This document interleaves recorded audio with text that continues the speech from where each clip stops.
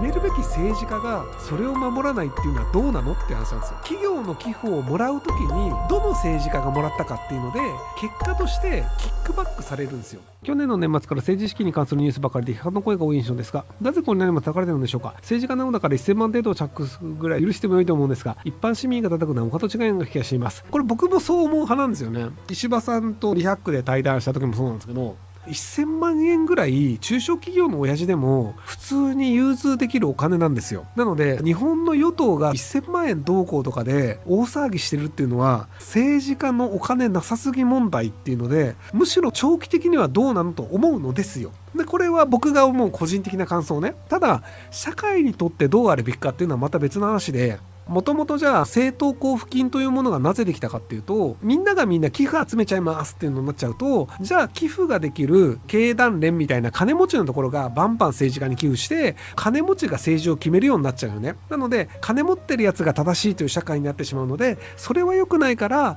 政党に対して税金でお金を払うことによって企業からの献金というのを個人が受けないようにしましょうっていうルールにしようとしてたんですよ。でその結果起きたのっていうのは、確かに個人の政治家は企業からの献金は受けられなくなりましたけれども、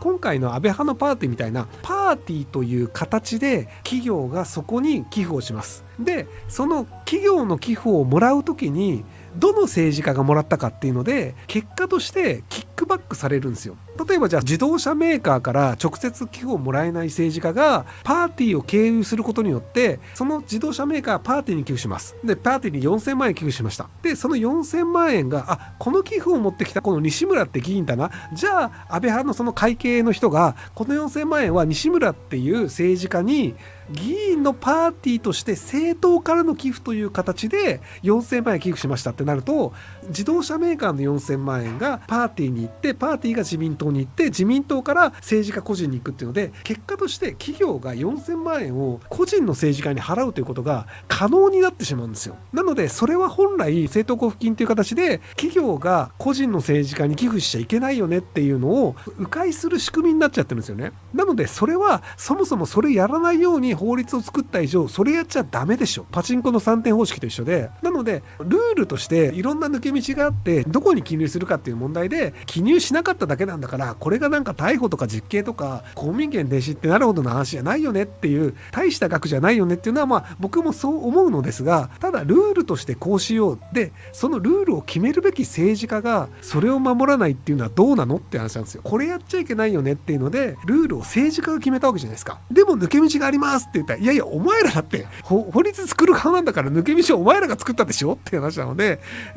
一般の人とは違って政治家が何かやらかすときは僕は一般の人以上に厳しくすべきだと思うので、支援の上で冠を直すべきではないって話なんじゃないかなと思いますけども、はい。裏金問題で罪に逮捕者が出たが尻尾切りのような気がします。不祥事と無縁の公明が与党になった方がいいのに、なぜみんな自民また野党に期待するんでしょうか。8人しかない立憲維新の万博、国民民主の分裂、不祥事がないを基準に投票するのは無理じゃないか。不祥事がないを基準にするのは僕良くないと思ってます。公明党が与党に連立してる分にはいいんですけど、僕公明党が単独与党になるのは良くないと思ってるんですよ。というのも公明党っていうのは基本的に創価学会の信者が作ってる政党です。なので今現在公明党の政治家というのは全て創価学会の会員です。なので日本がどうすべきかという日本の国民のことよりも創価学会のことを優先して考える人たちです。宗教っていうのは一応宗教に所属している以上、宗教の考え方っていうのを是としてやる人たちが信者としてそれなりにこう位を積んで、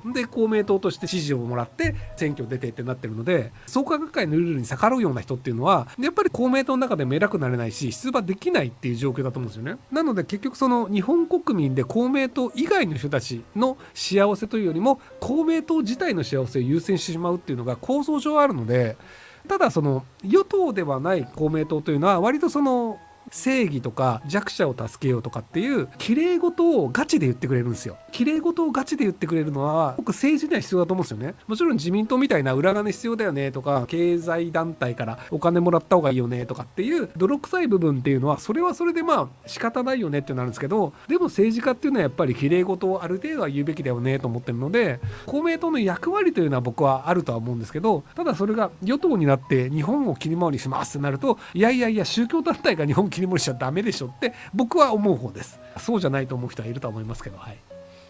田中真紀子元外務大臣は今の自民党にとって邪魔な存在だと思いますか？はい。去年12月に行った会見で野党を鍛えなければいけない政策の軽減を各政党に行っていくと言い、今の政権を痛烈に入りましたが、田中邸の価値が何か引っかかれます。今時政界で邪魔者を物理的に排除するなんてことあり得ると思いますか？別になんで火つけても田中真紀子さんがそれで喋らなくなるかというとずっと喋り続けるので、あれは本当にただの線香の始末だと思います。線香ほっといても大丈夫だと思う人多いんですけど、風で火種が飛んだりとか倒れたりっていうのがあったりするので、なんでマジ線香気をつけた方がいいですよ。安倍さん自身がやらかした悪いことってほとんどないんですよ。加計学園の問題も加計学園っていうところが経営があんまりうまくいってなくて、でなんか獣医学科を作って外国人学生をいっぱい入れるとお金儲かるよねっていうので仲がいいから無理やりなんとか認可をさせたっていうのがあって、あれでも別に安倍さんはあれで何か得したかっていうとしてないんですよ。単に安倍さんの友達が加計学園がうまく経営回したいからやらかすようになったと。森友学園もその奥さんが校長先生だからやらかしたっていうだけで、実は安倍さん自身がメリットを持ったかっていうと持ってないんですよね。安倍さんって割とその安倍さんの周りのお友達が安倍さんを利用して利権をうまく躊躇していて、でそれが安倍さんの責任ってなってるものが多くて、本当に安倍さん自身が私腹を肥やして何かメリット政治力を使うことによってメリットを得たのがあるかっていうとほとんどないと思うんですよね。トランプにいい顔をしたかったとか、プーチンにいい顔をしたかったとか、プライドを満たしたというのはあると思うんですけど、北方領土の2島をロシアにあげちゃうよって言ったのとかも別にあれをあげることで安倍さんが何か私腹を肥やしてはいないんですよ。北方領土あげちゃったのは良くないよねとかっていう政治判断はあるんですけど、ただじゃあそれが安倍さんが私腹を肥やすためにやったのかっていうとそうでもなくて、単に安倍さんはそういう話をしてしまったっていう。なので僕が知る限り安倍さんが政治的に本当にやりたかったことっていうのが多分憲法改正で、憲法改正をやった総理大臣という形で歴史に名前を残したかった、おじいちゃんに認めてもらいたかったっていうのがあると思うんですけど、それは結局実現できてないんですよね。まあ言葉は悪いんですけど、みこしは軽いほどいいっていう言葉があって、安倍さんって自分の主張があんまりなくて、でやっぱり会った人とか人の話を聞いるとすごくいい人で、